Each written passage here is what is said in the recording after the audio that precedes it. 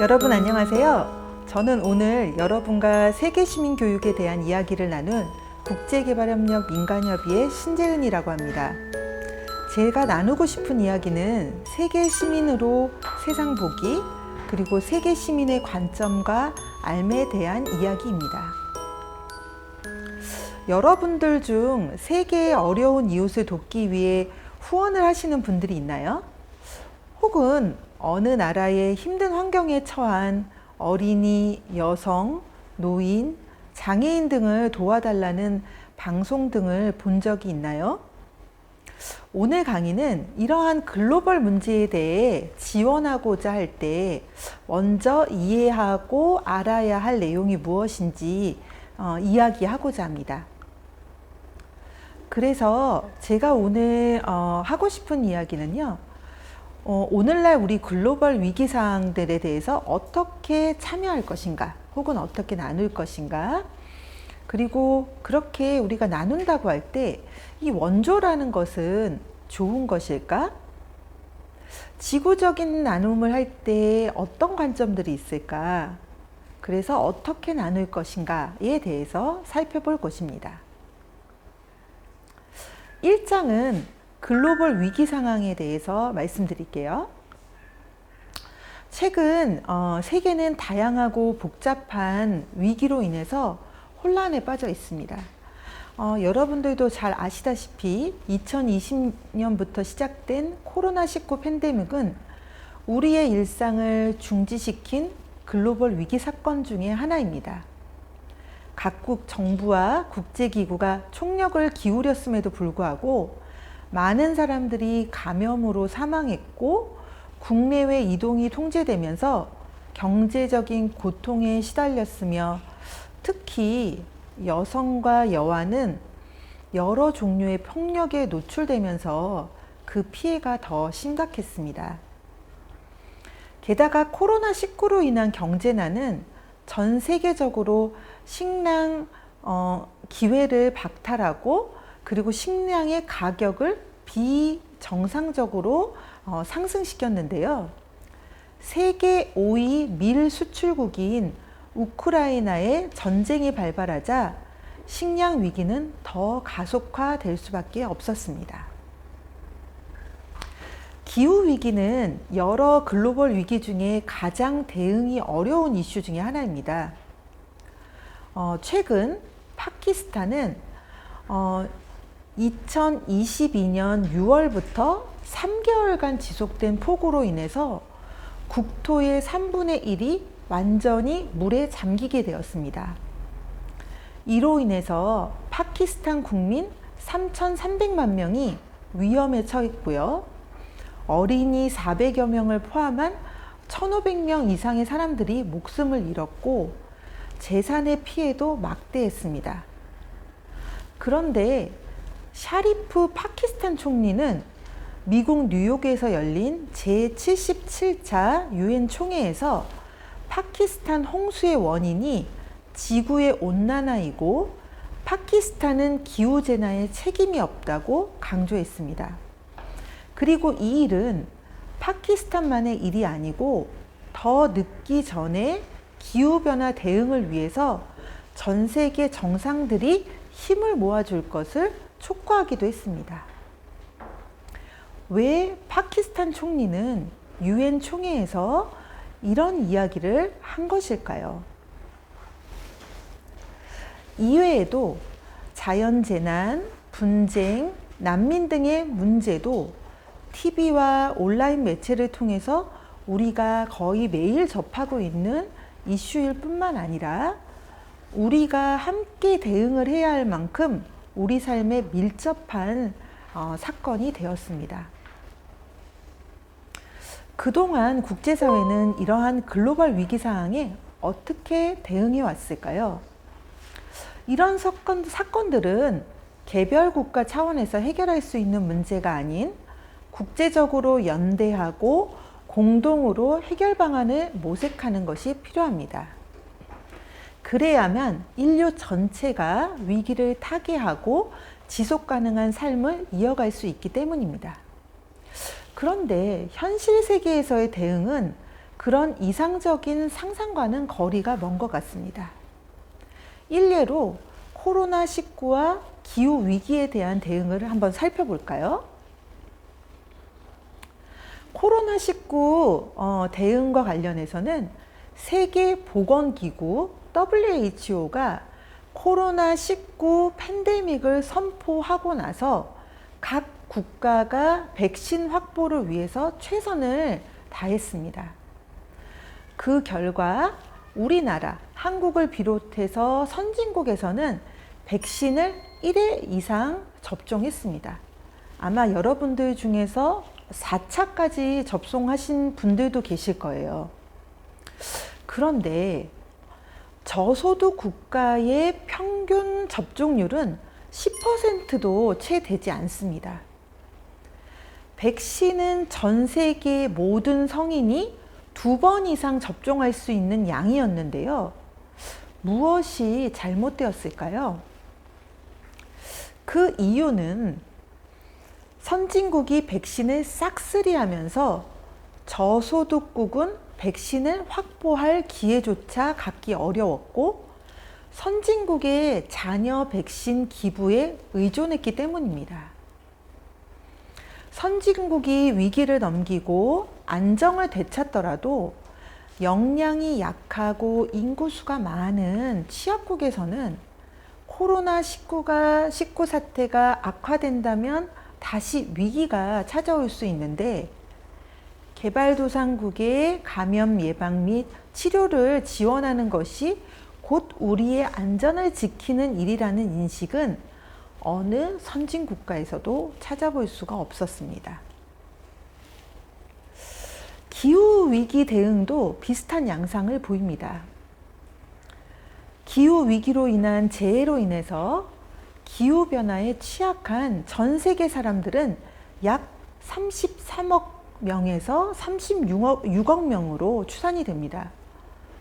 우리나라를 포함한 경제적으로 잘 사는 20개 나라는 전 세계 온실가스의 80%를 배출하지만 그 결과로 인한 피해는 탄소 배출이 거의 없는 아프리카, 남아시아, 섬나라가 받고 있습니다.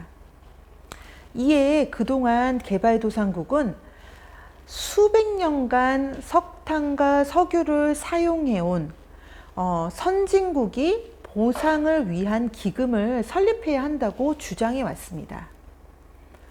하지만 무한 책임을 우려한 선진국은 보상에 대해 강한 반대 입장을 보여왔고 일부 지원한 부분도 보상이 아닌 인도주의 차원에서의 지원이라는 입장을 고수하고 있습니다. 전 세계적인 기후 불평등, 과연 누구에게 책임이 있는 걸까요? 지속 가능한 미래를 위해 기후 위기에 대한 책임은 적지만 피해가 큰 국가와 계층, 세대에 대해 적절한 보상과 책임은 누가 감당해야 하는 것일까요?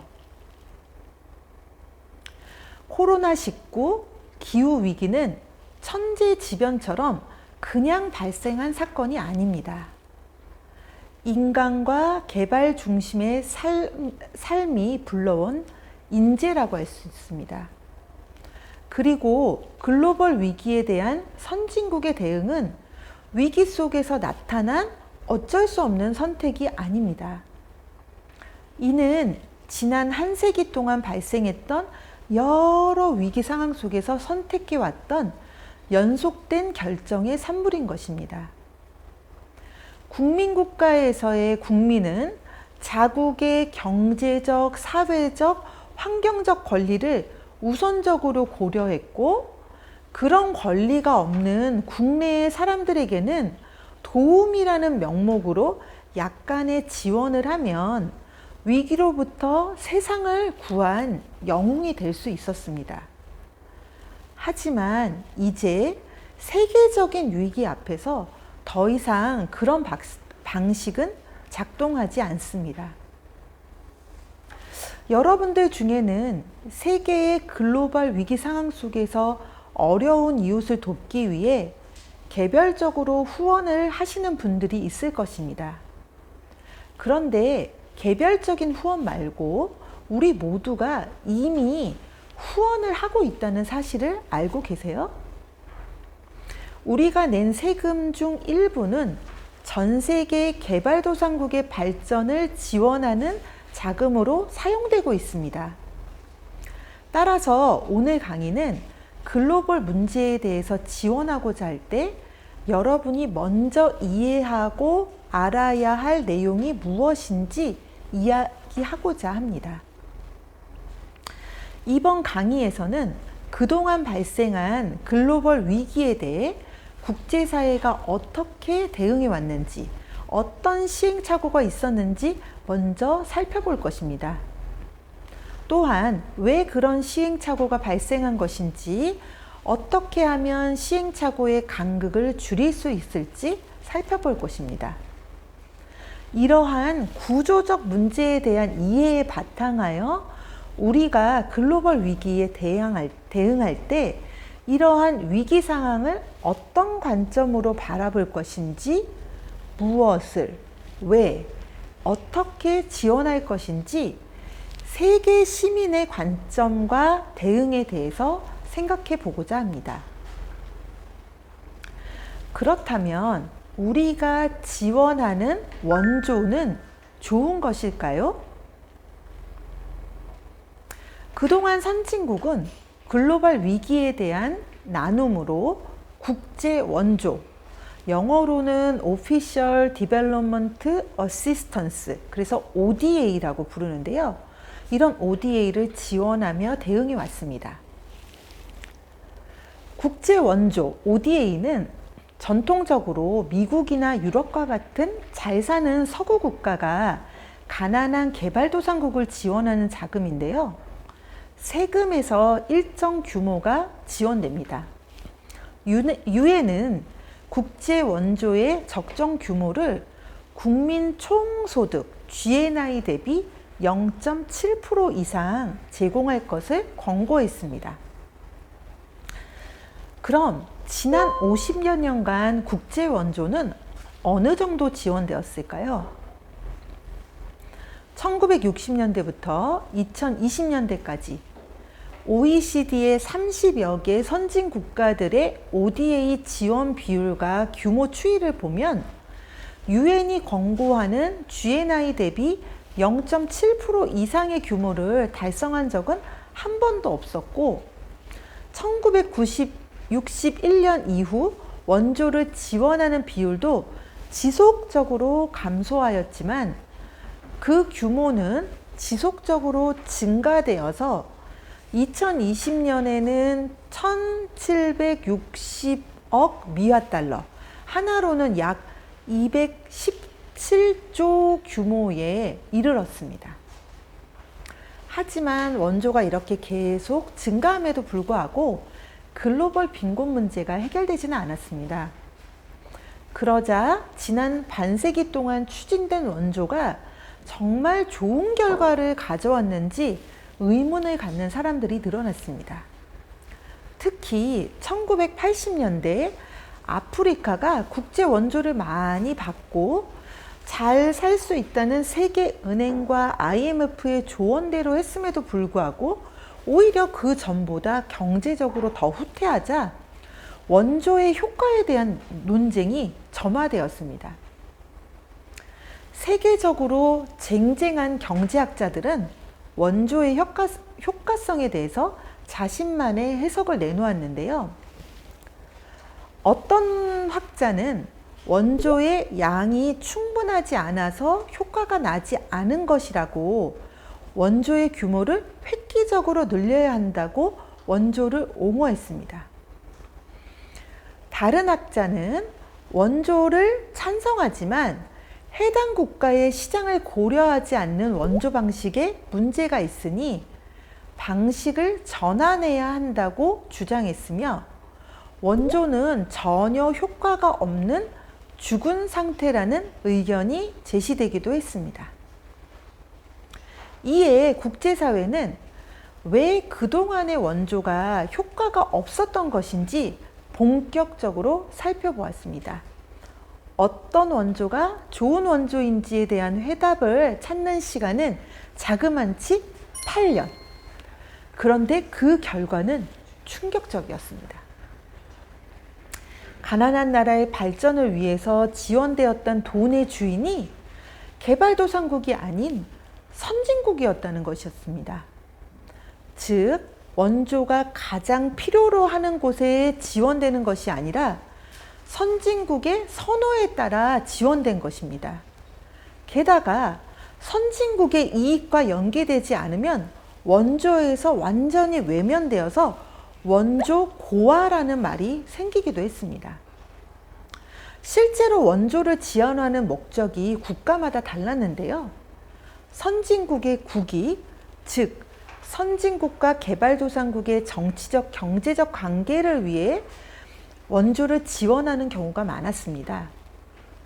일례로 미국은 자국의 안보를 위해서, 프랑스는 구 식민지였던 아프리카에 대한 영향력을 유지하기 위해서, 일본은 수출 시장을 확대하기 위해서 원조를 지원했습니다. 다만 예외적으로 스웨덴과 같은 일부 북유럽 국가들만이 인도주의에 기반하여 자국의 이익과 무관한 최빈국, 가장 가난한 나라들을 지원하고 인권과 민주주의, 환경 보호를 위해서 원조를 실천했습니다. 이렇게 선진국의 동기가 다 다르다 보니 개발도상국의 국가 개발 계획은 무시되었고, 때로는 선진국들이 자국의 이익을 극대화하기 위해서 다른 국가들과 중복 지원해서 지원하는 해프닝이 일어나기도 했습니다. 그리고 대부분 국가들이 원조 지원이라는 선행에만 관심을 두었을 뿐 원조를 지원한 결과가 어떠했는지에 대해서 무관심했습니다. 이러한 일방적이고 시혜적인 원조가 전달되는 과정을 부패하게 만들었고, 가난한 나라의 주민이 받는 원조의 혜택은 아주 미미한 것이었습니다. 주민들은 개발 과정에 참여할 기회조차 없었기 때문에 누가 어떤 원조를 얼마나 전달하고 있는지 알지 못했고, 이에 정부만이 주도하는 개발의 방식도 문제가 있다는 지적도 나왔습니다. 우리는 이 책을 통해 나눔의 두 가지 관점에 대해서 살펴보았습니다. 취약한 상황에 놓인 사람들을 불쌍한 대상으로 보고 자선을 제공하는 관점과 친구가 되어서 시민들의 권리를 찾을 수 있도록 연대하는 관점 말입니다. 그런데 이 관점은 지구촌 나눔에서도 그대로 적용할 수 있습니다. 우리는 글로벌 위기 상황에 놓인 사람들을 불쌍한 대상으로 보고 자선을 제공할 수도 있고, 아니면 지구촌 시민들과 친구가 되어서 그들이 개발이 주인이 되고 시민의 권리를 찾을 수 있도록 연대할 수도 있습니다. 제2차 세계대전 이후 개발도상국에 대한 ODA, 그 국제 원조가 본격화되었고, 빈곤, 교육, 보건, 환경 등 전 세계의 문제 해결을 위한 다양한 시도가 이어졌지만 그 문제들은 해결되지 않았습니다. 이에 2000년 9월 유엔의 정상회의에 참석한 189개 정상과 정부 대표들은 새천년 개발 목표, 밀레니엄 디벨롭먼트 골스, 줄여서 MDG라고 하는 목표를 지구촌 공동의 목표로 삼았습니다. MDG는 2000년부터 2015년까지 달성해야 할 8가지 목표이고요. 개발도상국의 빈곤, 교육, 성평등, 영유아 사망률 감소, 산모 건강 증진, 질병 퇴치, 환경보호, 국제 파트너십 구축을 목표로 포함했습니다. MDG는 유엔의 모든 회원국이 공동으로 약속을 만들어냈다는 점과 측정 가능한 목표와 지표를 세우고 이를 모니터링하여서 개선 정도를 추적할 수 있도록 제시했다는 점에서 큰 의의가 있었습니다. 이와 같은 방식은 정부와 NGO, 국제기구와 같은 국제개발협력 활동을 하는 기관들 뿐만 아니라 대중들과 시민들도 이해하기가 쉬웠고 글로벌 목표에 대한 인지도를 높였다는 점에서 긍정적인 평가를 받았습니다. 하지만 개발도상국의 빈곤 문제는 선진국의 지원을 통해서만 해결한다는 점, 이런 접근 자체에 문제가 있었습니다. 왜냐하면 한 나라의 발전은 외부의 원조로만 이루어지는 것이 아니라 무역, 투자, 금융 등 다른 분야와 종합적으로 접근해야 하기 때문입니다. 또한 MDG는 개발도상국의 빈곤 문제의 원인으로 세계화나 글로벌 경제의 종속적인 관계 같은 구조적 원인은 무시한 채 개발도상국의 노력 여부에만 중점을 두었습니다. 뿐만 아니라 이 목표는 개발도상국이 스스로 수립한 목표가 아니었고 유엔이 일방적으로 제시한 목표였습니다. 그리고 이를 지원하는 선진국의 지원은 자국의 이익에 초점을 둔 제멋대로의 원조라는 점에서 태생적으로도 문제가 많았었죠. 무엇보다도 개발의 진짜 주인인 시민들과의 협의 절차가 생략되었습니다. 그래서 주민들이 목표를 달성하는 주체로서의 역할을 수행하기가 어렵도록 만들었죠. 그 외에도 빈곤퇴치라는 전체적인 목표 달성보다는 8개의 개별 목표가 경쟁적으로 달성하게 함으로써 결과적으로는 빈곤의 구조적 문제인 인권 침해, 불평등에 대한 고려가 없었다는 점에서도 아쉬움이 많았습니다. 이에 2000년부터는 15년간 진행된 자선형 글로벌 나눔이라는 그 긍정적인 부분보다 부정적인 결과가 더 많이 남겼다는 것을 확인할 수 있었습니다. 이에 2015년 MDG 목표가 종료되었을 때 유엔은 이를 대체할 새로운 목표로 지속가능 발전 목표 Sustainable Development Goals, 그래서 SDG라는 목표를 새롭게 제시하였습니다. SDG는 2016년에서 2030년까지 15년 동안 달성해야 할 17가지의 목표로 빈곤퇴치, 기아종식, 건강, 교육, 그리고 일자리 산업화 불평등 감소, 기후변화 대응, 해양 육상 생태계 보전, 평화나 정의 제도 구축, 글로벌 파트너십과 같은 목표들로 구성되어 있습니다. 이 목표는 그 누구도 소외시키지 않는다는 원칙들을 대전제로 내세우며 가장 취약한 사람들의 인권과 그들이 처한 문제들의 구조적 상황을 개선하고자 했습니다. SDG는 지속 가능한이라는 새로운 개념을 갖고 있는데요.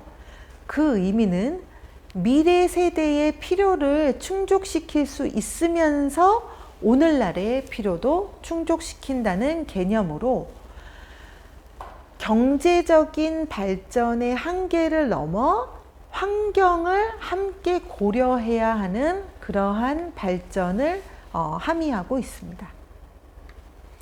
SDG는 MDG 목표에서 받았던 비판점들을 최대한 수용하였습니다. MDG가 가난한 나라의 빈곤 문제에만 중점을 두었다면 SDG는 선진국도 함께 달성해야 하는 목표를 포괄하면서 전 세계 모든 국가가 적용되도록 했습니다. 빈곤 퇴치나 교육 보건 문제가 개발도상국의 문제에 가깝다면 국내 혹은 국가 간 불평등, 기후변화에 대한 대응이나 지속가능한 생산과 소비 부분의 경우에 대해서는 선진국의 책임이 막중한 목표들로 볼 수 있습니다. MDG가 유엔과 선진국 중심의 일방적인 목표였다면 SDG는 3년 동안 다양한 채널을 통해서 의견을 듣고 논의하며 합의한 목표입니다. 이에 그 주제와 범위는 MDG보다 훨씬 더 방대해진 거죠. MDG가 빈곤의 현상에 치중했다라고 하면 SDG는 빈곤의 원인을 찾고 해결하고자 했습니다. SDG의 또 다른 특이점은 목표 이행을 점검하는 과정에서 정부와 국제기구의 일방적인 접근이 아닌 NGO, 기업 등 다양한 그룹들이 함께 협력하는 것을 강조했습니다. 다양한 그룹은 총 13가지로 세분화되었는데요. 여성, 어린이와 청소년, 원주민, 그리고 NGO, 지방정부, 노동자와 노동조합, 기업과 산업, 과학기술계, 그다음 농민, 자원봉사자, 노인, 장애인, 교육계를 대표합니다. 이들 그룹은 SDG 목표 달성 과정에서 적극적으로 연대하여서 그룹별로 합의된 목표에 대한 그 의견들을 전달했습니다. 이를 통해서 아래로부터 의견이 소외되지 않도록 했고 전 세계 모든 사람들의 인권이 실현될 수 있도록 적극 참여했습니다. 더불어 국가가 인권을 존중하고 보호하고 증진할 책임이 있음을 강조했는데요. 비록 코로나19로 인해서 SDG 달성이 지연되고는 있지만 목표 달성 기한인 2030년까지 지구의 문제를 해결하기 위해 선진국과 개발도상국, 다양한 주체들이 함께 협력하는 중입니다. 이러한 점들을 고려할 때 SDG는 자선형 나눔인 MDG보다는 권리형 나눔으로 한 발 더 다가선 것으로 보입니다. 그럼 어떻게 나눌 것인가? 우리는 지금 다양하고 복합적인 위기로 인해서 생존을 위협받고 있습니다. 가장 먼저 타격을 받고 있는 대상은 취약한 사람들이지만 우리도 예외는 아닙니다. 그렇기에 글로벌 위기에 대한 대응은 남의 일이 아니고요. 그동안 선진국이 앞장서서 행동했고 우리나라는 성장하는 개발도상국이라는 이유로 모른 척해도 용인되었습니다. 하지만 이제 우리나라의 경제력은 세계 12에서 15위 사이에 위치하기에 바톤을 이어받아서 슬기롭게 위기를 헤쳐나가야 합니다. 지구 마을의 한 사람 한 사람의 권리는 그냥 저절로 이루어지는 것이 아니라 우리가 우리의 책임을 인식하고 그 책임을 다할 때 실현되기 때문입니다. 그렇다면 우리는 이러한 글로벌 이슈에 대해서 어떤 관점으로 대할까요? 우리는 이 책을 통해서 두 가지 관점에 대해서 배웠는데요.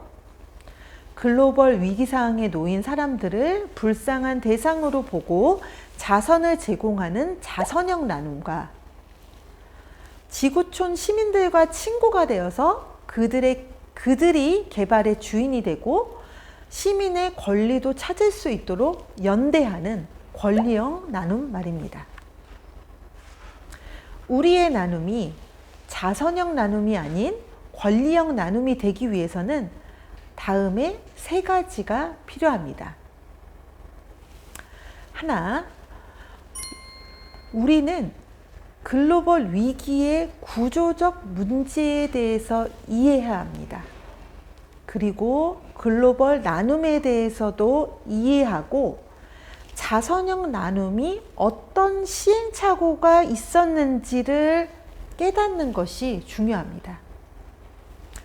둘째는 한국인이 아닌 세계 시민의 관점을 실천하기 위해 원칙으로 만드는 것입니다.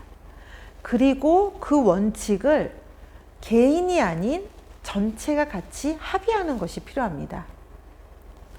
세 번째는 세계 시민으로서 실천 원칙 하에서 인권 실현을 목표로 행동하는 것입니다. 국민국가에서의 국민은 이러한 관점을 가질 수가 없죠. 왜냐하면 우리나라 그리고 나가 잘 사는 것이 중요한데요. 세계 시민은 전 세계의 시민들이 어떻게 하면 함께 인권을 실현할 수 있을지 목표를 정하고 행동하는 것이 필요합니다. 오늘 이렇게 세 가지의 행동과 관련해서 우리가 첫 번째 관련된 글로벌 위기의 구조적 문제에 대해서 이해하는 것, 글로벌 나눔에 대해서 이해하는 것, 자선형 나눔의 시행착오를 이해하는 것은 오늘 시간에 저희가 배웠습니다. 다음 시간에는 우리가 한국인이 아닌 세계 시민의 관점을 실천하기 위해서 원칙을 만들고 또 세계 시민으로서 실천 원칙 하에서 인권 실현을 목표로 행동하는 것에 대해서 나눠볼 예정입니다. 그때까지 여러분들 이 주제에 대해서 다시 한번 잘 생각해 주시고 다시 만나도록 하겠습니다. 감사합니다.